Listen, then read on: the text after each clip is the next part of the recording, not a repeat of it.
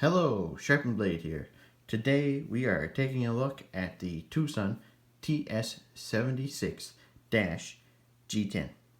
Now some of you may be looking at this and saying, Sharpen Blade, why are you reviewing a knife from 2 years ago? Well, these popped up on White Mountain Knives and I really liked the design, so I said, why not get one and make a review on it. So here we go. It has a blade length of 3.54 inches, a handle length of 4.45 inches, overall length of 7.99 inches. It has a blade thickness of 0.15 inches and a handle thickness of 0.5 inches. It weighs in at 4.13 ounces, so it is a bit of a heavier knife. Not crazy heavy, but definitely over the ounce per inch that people like to have. D2 blade, a modified blade shape in a satin finish. Picks up fingerprints like crazy. Make sure you have a pocket hank nearby to keep the fingerprints cleaned off. And it has a G10 show scale in the green and black. It's not overly green. You can tell it's green, but it's not a bright green. So depends how much you like green and whether you like this or not. This side is where the weight comes from. This is 420 steel on the lock side. It's a frame lock. It deep carry. You have a little bit here sticking out, but not much. About that much sticking out of there. So that's not too bad out of the pocket. Screws aren't recessed, but you have a decent amount of room in there for fabric to slide up. It has very aggressive milling on this side for G10.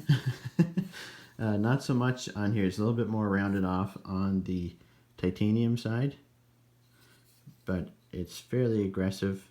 Not crazy aggressive, but you can feel it on the G10 side, which is fine.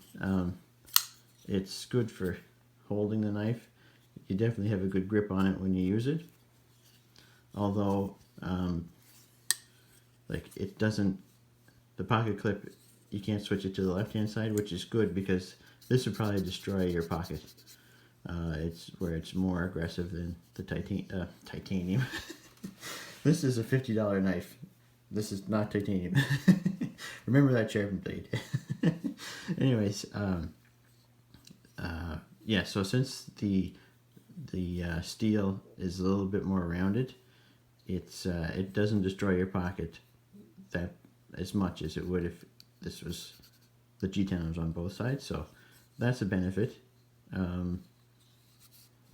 The only downside to this is when I found that, especially when I was cutting with my left hand, when I was holding the knife and using it, you can feel the milling on your hand slightly. It's not a hot spot necessarily, but you can kind of feel it, and it's a little bit irritating. Not going to cause a problem or anything, but you can definitely feel the milling. So it's not super comfortable. The overall shape of the handle is comfortable, but the milling's not. Now it's okay in right hand because you just have your fingers on this side, so it's really not that bad. So I mean, it's designed for right hand use, so I mean, right-handed people probably aren't going to have much problem with that. It has some nice jimping up here, fairly large jimping, so you do get a little bit of grip from that. It's got some nice milling work on the top of the blade here, which for a 1.5 inch, 0.15 inch blade thickness, it kind of looks thinner than it is just because it's milled a bit up top here. But It is very slicey. It's super sharp out of the box. Cuts through cardboard like crazy. It's a flat grind, so it's fairly thin behind the edge, even though it is a bit thicker blade stock up here.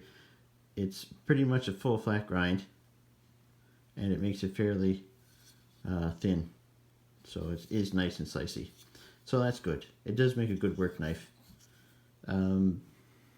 It has T8 screws everywhere, even on the pocket clip, so that's nice. Just the one size T8 bit will take this knife completely apart, so that's really nice. Good to see. More knife companies need to start doing that. Makes things a lot easier on us knife guys. It has the stop pin is on the blade, so you can see it peeking up here, and then it goes back inside the handle until it gets to where it needs to stop there. So that's nice. I mean, there's no it's great, yeah, sure. There's no real benefit to that, I don't think, but anyways, that's neat to see on a budget knife, I guess. A little bit of extra work that they put into the blade there. And as you can see, like I say, there's this picks up fingerprints, so it doesn't really matter.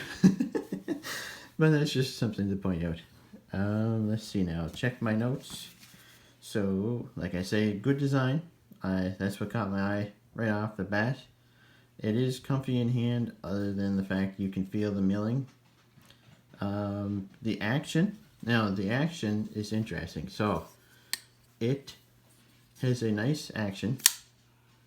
It has a nice sound.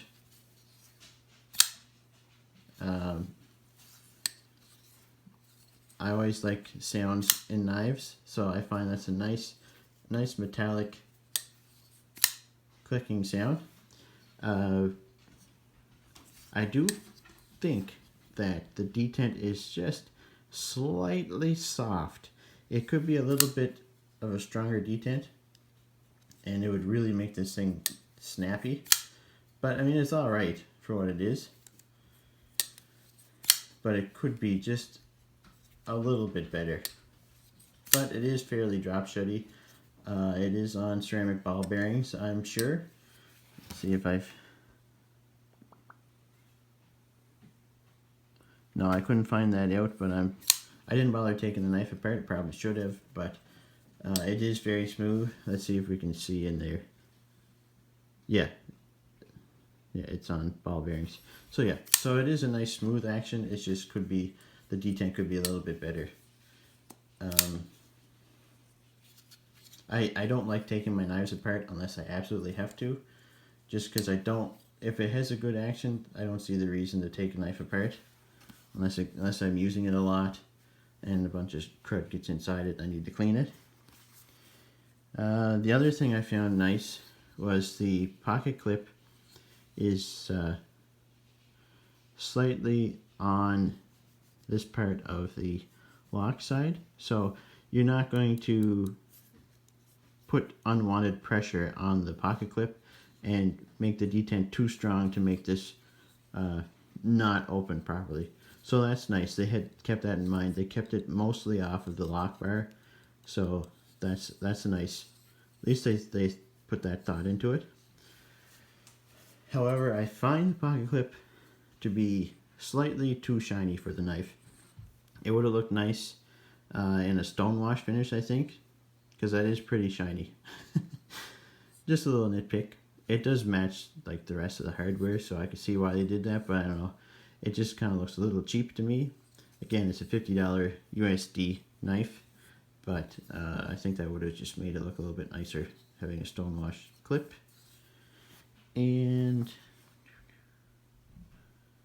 don't want to miss anything. No, that's about it. Yeah, overall, a good knife. Like I say, it is an older knife, so if you are in the market, oh my goodness, I forgot size comparisons. I'm gonna have to get a tattoo that says, "Don't forget your size comparison." So, just a quick size comparison of the Rat Model 1 and the Rat Model 2. It's right in between. So that's, you know, it's a good knife. It's not too big, not too small. Pretty good knife for EDC. I enjoyed using it and carrying it. It made a good work knife. Tore through cardboard boxes like crazy. And it was fun to kind of fidget with. So overall, it's a good knife. Like I say, if you can find it online, pick one up. If you've never experienced TwoSun knives before, I know they are kind of difficult to find sometimes. They're on eBay quite a bit. If you don't like using eBay, you can check out White Mountain Knives. They have, every once in a while, they have a pretty good selection of TwoSun knives come in. I think they still have some TwoSun knives available on their site now, so I will leave a link in the description to their website. And yeah, please like and subscribe, leave a comment. Thanks for watching. Take care.